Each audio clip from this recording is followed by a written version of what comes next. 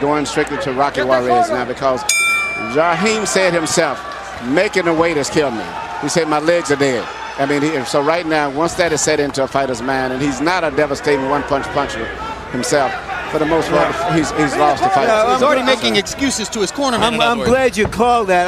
I in fact, called to our producer and our trucks to find out what actually was said, because the word I heard was, it's killed me. And what you heard apparently was making the weight. He said, my legs are dead, and he said, making the weight has killed me. So evidently what we said earlier, he probably lost about 40 solid pounds of weight to make this weight, and he was already in good shape. It has taken its effect now. Harold, how do you have it through 3? Okay, Jim. I don't know. Maybe he's losing it with his legs. Maybe he's not. But I got a 2-1, 29-28, Zahir Raheem. Jim, rounds 1 and 2, Zahir Raheem just outslicked him. Round 3, Rocky Juarez landed the good left hooks and won it easily. One thing, Bobby Gonzalez, one of the best referees in the world, is giving both these guys the waistband. When Raheem jams to the body, hits him right on the waistband, Gonzalez is not calling it low. Well, Tim Adams did the same thing in the first fight. Maybe it's a Texas guideline. 1 point, hold And now, Robbie Gonzalez deducts a point from Zahir Raheem for holding behind the head. He warned him about it in the second round. I wouldn't really agree with that call, but I go along with it, but I don't think that was a big factor. I agree with you. Left hook lands, and Raheem goes down to 1 knee. Yeah. He decided to go down to 1 knee. He wasn't knocked down. Yeah, he's lost his confidence. So he was hurt, and right now this is a 3-point round, and we'll see how much he's got left. And you saw Raheem perhaps look over to his right outside the ring, where his promoter Tony Holden was standing up in the 3rd row screaming, get back in there and fight.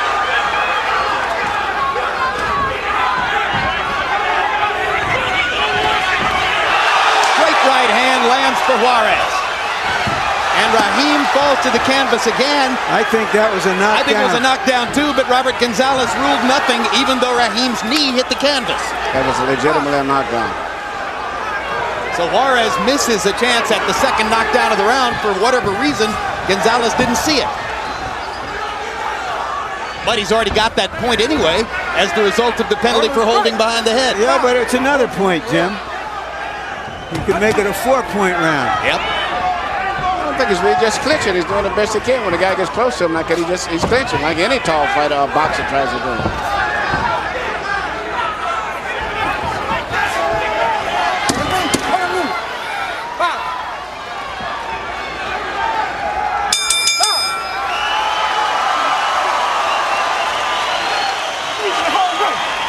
Using the whole ring, you understand that?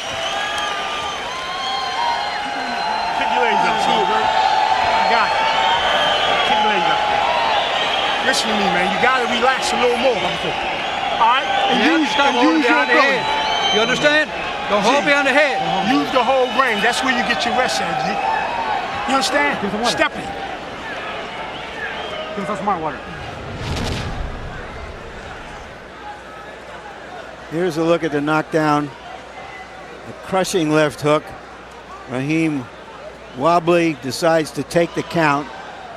Probably a wise thing to do to keep Juarez off of him. Shows some of his experience. But you wonder now what he's got left. Now there's later in the round where he went down briefly after a punch from Juarez. Round 5 begins. Momentum of the bout consistently flowing now in Juarez's favor. Well, let's see if Raheem has the qualities of a champion, whether he can suck it up and make it go.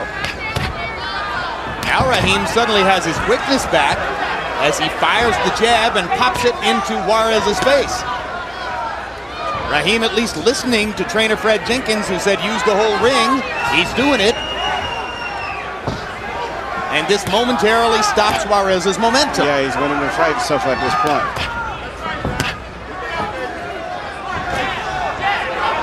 Juarez is a tremendous short puncher, though. It's amazing the power that he gets on his short punches.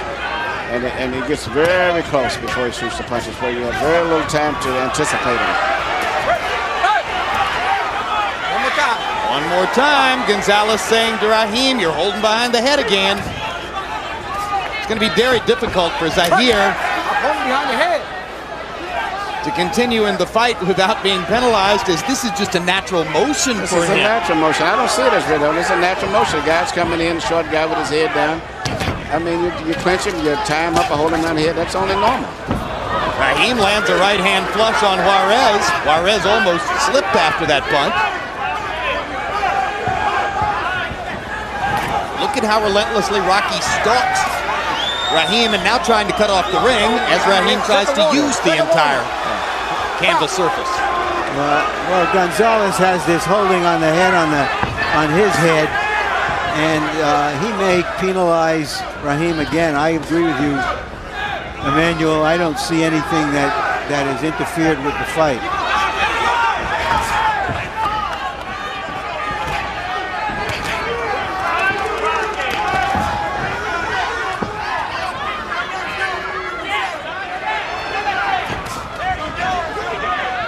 This is a situation where Zahir Raheem's promoter, Tony Holden, was infuriated a week ago to learn that 3 Texas judges and a Texas referee had been assigned to the fight. He saw that as a tremendous advantage for Juarez. So Holden weighed in, tried to make his presence felt, and ultimately got the Texas State Commission to assign 1 Oklahoma-based judge. But Gonzalez is the Texas referee, and Juarez is getting the best of it in there from him, as well as getting the best of Zahir Raheem as the fight goes on.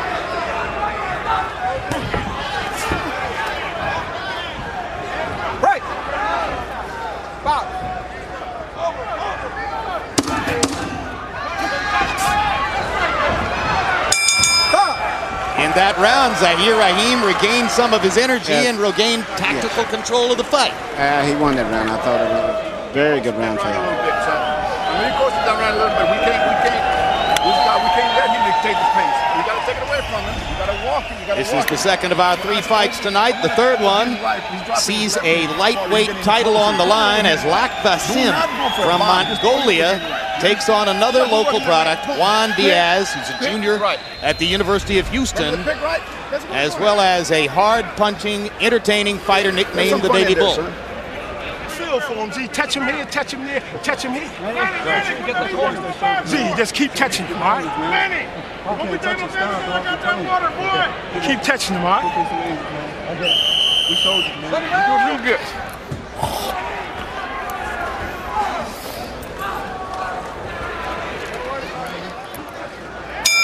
CompuBox numbers through round 5 find both fighters throwing the same number of power punches, but CompuBox find Juarez landing twice as many. Juarez 29 out of 82, Raheem 13 out of 82.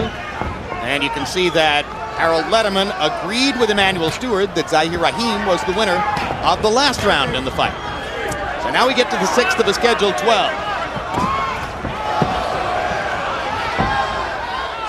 Raheem's trainer, Freddie Jenkins, is doing a good job. He's giving him the best instructions that he could get.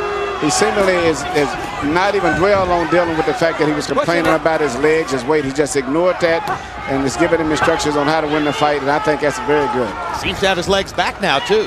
I mean, I think his thing is his confidence. I just, you know, he's still, to me, doesn't have as much confidence as he should have. Juarez still has the confidence. Fascinating that a fighter with a 25-0 record might be low on confidence. Well, you know, when he was complaining about his legs and losing weight, I saw a lot of the best fighters in the world never complain at all. Well, for all we know, he may have had conversations at least with his promoter about whether he should be fighting as a featherweight. One of the sanctioning groups rates him, according to Tony Holden, as a junior lightweight. I thought he should have fought as a junior lightweight when I was training him. All lightweight. Think about complaining to your trainer, as Raheem did earlier. Once you're in the ring, it's academic. And now here's another point deducted from Raheem. Stop that holding, it's going to cost you. Robert Gonzalez, the referee, is fixated on what he sees as holding behind the head by Zahir Raheem. He has now penalized Raheem twice, and that sets up a potential disqualification if, in Gonzalez's view, Raheem continues to do it. I don't think Raheem has done anything that terrible. When a guy's pushing forward like that, I mean, it's all you can do if you're a taller fighter. Ali would have been disqualified a million times if that was the case. One more time, Gonzalez looked at Raheem and held his finger up to say, you're holding him behind the head. You can see Raheem trying to think of where to put his hand as the two of them came together in the center of the ring. If you got a little guy to get punched with so much power with short punches and he gets close to you, the first thing you do is try to tie him up.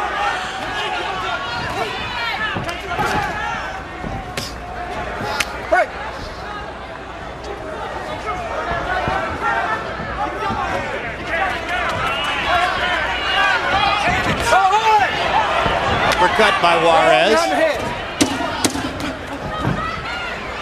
There's blood in there, which I assume is still from the left nostril of Raheem. But it's all over Juarez's nose and ears.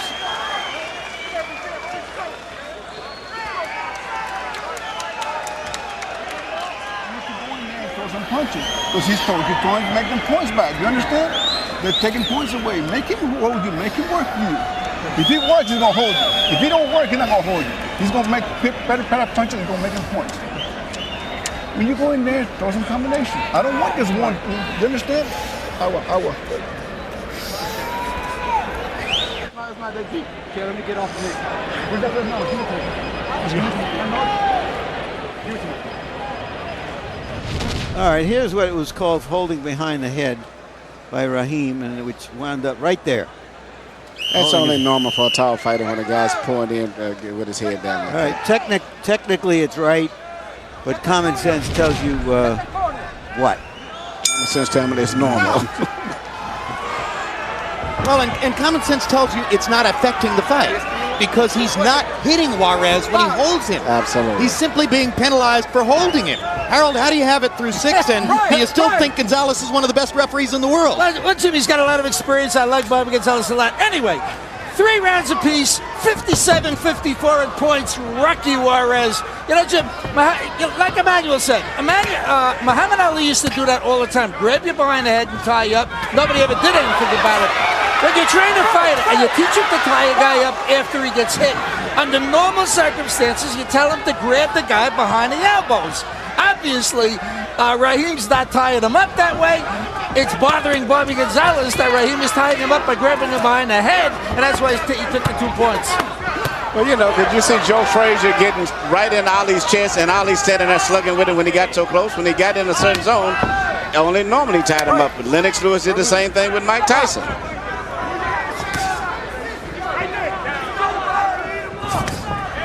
Hard right hand by Juarez, good left hook by Raheem. Raheem in the last 2 rounds nearly doubled the connected punches total for Rocky Juarez. So once again, as we mentioned, he's regained tactical control of the bout. He's just in a difficult position on the scorecards because of a knockdown and 2 deducted points for holding.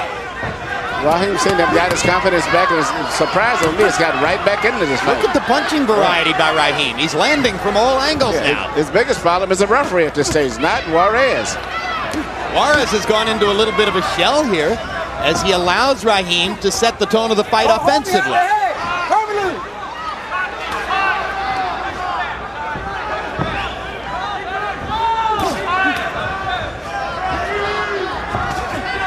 Now Juarez beats Raheem to the punch twice with the jab.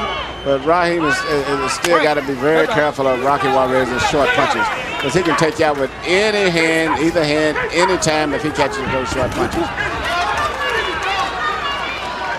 Yesterday in our fighter meeting, Larry Merchant asked Raheem if he thought he might have to knock Juarez out to get a draw.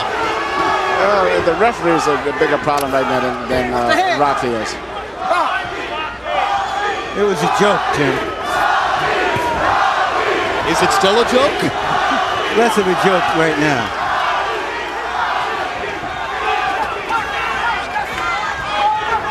Now it may be a prophecy.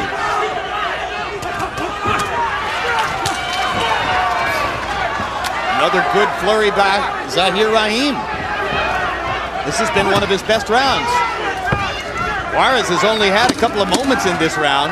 Raheem has generally been able to do what he wants. And in this case, you can worry about a kid like Juarez to lose his focus and his concentration.